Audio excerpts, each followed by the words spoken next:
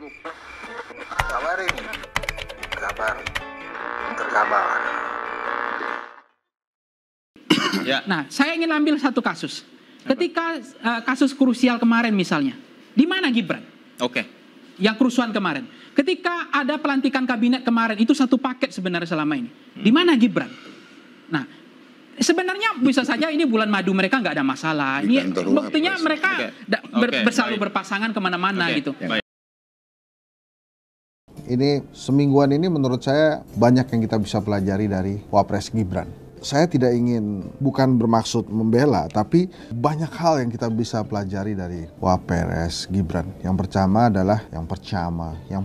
adalah kita belajar dari Wapres Gibran tentang percaya diri. Lama-kelamaan saya menilai kepercayaan diri seorang Gibran itu meningkat tajam. Dia tidak terlalu peduli dengan apa kata orang dan tetap setia dengan keyakinannya. Yang terakhir adalah misalnya pada saat perayaan Maulid Nabi SAW, Muhammad SAW di Istiqlal, itu kan banyak sekali berbincangkan yang hadir di situ semuanya pakai kemeja putih. Tapi Mas Gibran pakai batik dan Mas Gibran nggak masalah dengan penggunaan batik itu. Dia tetap percaya diri mengikuti acara itu, mendampingi presiden karena Mas Gibran saat itu percaya bahwa semua umat sama di mata Allah Subhanahu Wa Taala. Mau yang pakai batik, mau yang pakai baju putih, sama aja. Itu kita pelajari pertama, percaya diri. Yang kedua, kita bisa belajar dari Mas Gibran tentang fokus. Mas Gibran ini sangat fokus pada kegiatan-kegiatannya. Dia tidak terlalu terganggu dengan kegiatan-kegiatan yang tidak ada dalam agendanya. Misalnya, pada saat reshuffle 2 kali, Mas Gibran nggak ada di samping Pak Prabowo. Ya nggak apa-apa juga. Kenapa? Karena mungkin tidak diminta datang. Jadi Wapres itu, kalau tidak diminta oleh presiden, maka fine, oke, nggak perlu hadir. Dan kita juga nggak perlu tanya kenapa Mas Gibran nggak hadir.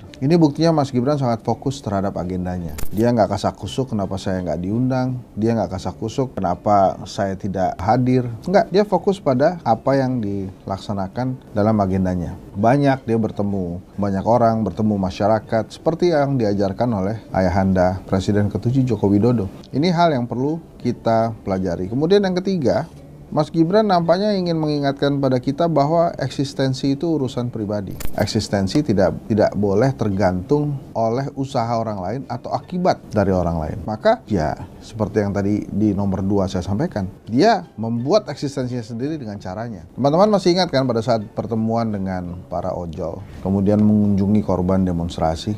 Itulah Gibran. Jadi Mas Gibran makin hari memang makin menunjukkan eksistensi. Dan teman-teman jangan salah, kalau kita mulai membicarakan seorang Gibran Rakabuming Raka, maka tentu saja popularitasnya naik. Setiap ketidakhadiran Gibran dalam acara negara tanpa disadari oleh Pak Prabowo, itu justru meningkatkan popularitas dia. Kenapa? Karena media-media massa, kemudian influencer, pemilik-pemilik podcast, itu lantas membicarakan di sosial media, Gibran mana.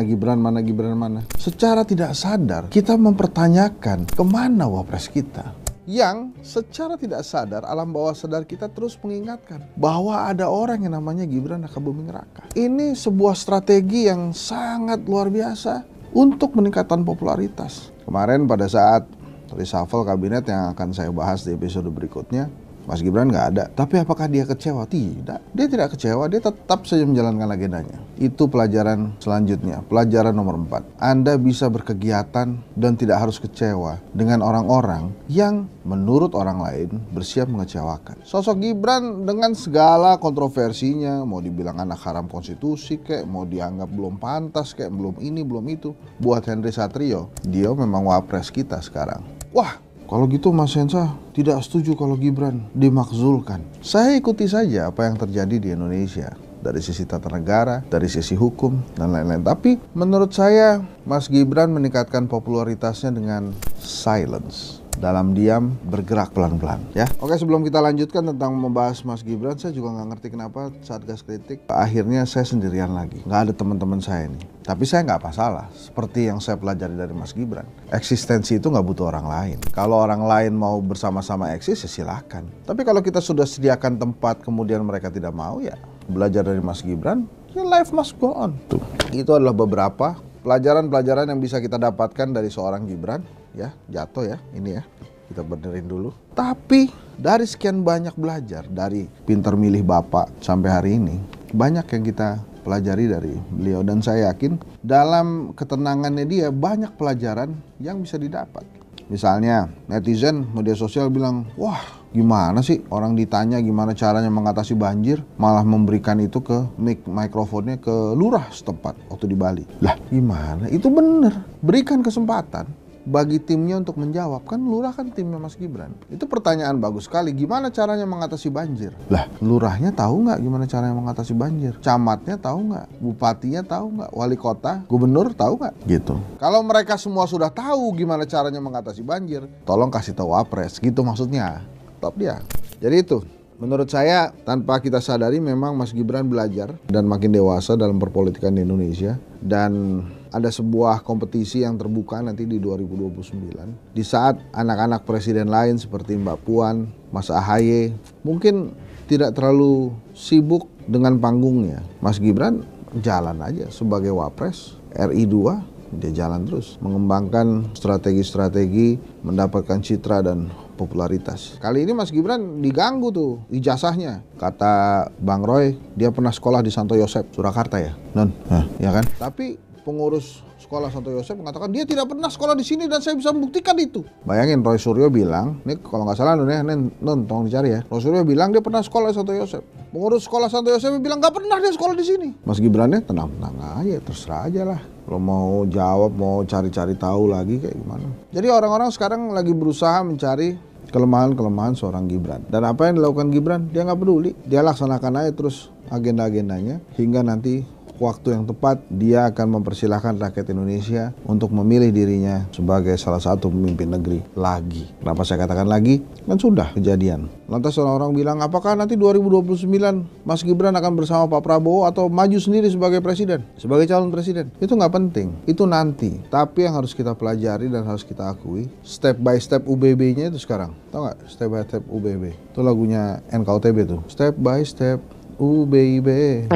Yang penting itu step by step UBB-nya itu benar. Dan kita bisa rasakan nanti bahwa semua orang mulai menantikan kehadiran Gibran dan selalu bertanya-tanya di mana Mas Gibran. Dengan itu ya dia bisa aja hadir di mana aja. Bahkan mungkin saat ini di sebelah Anda tanpa Anda sadari. Ya, gitu ya. Ya, jadi ini adalah cobaan saya ya. Bayangin aja, saya harus syuting bicarain tentang Mas Gibran. Mudah-mudahan Mas Gibrannya juga nggak apa-apa nih saya omongin. Jadi saya adalah bagian dari konspirasi Mas Gibran gimana sih? Jadi gitu teman-teman, garis bawahnya suka atau tidak suka, tanpa kita sadari, kita selalu merindukan kehadiran Mas Gibran. Kenapa? Karena kita selalu bertanya pada saat Mas Gibran tidak ada di samping Pak Prabowo, menghanyutkan strategi popularitas yang kata ahli kampanye komunikasi politik, pengamat politik ternama, siapa namanya? Siapa? Henry Satrio itu. Ini adalah sebuah gerakan politik senyap, diam-diam merayap, kemudian datang. Wah, itu lagu ya. Tapi pada suatu saat nanti tanpa disadari dia bisa menggapai puncak kejayaannya.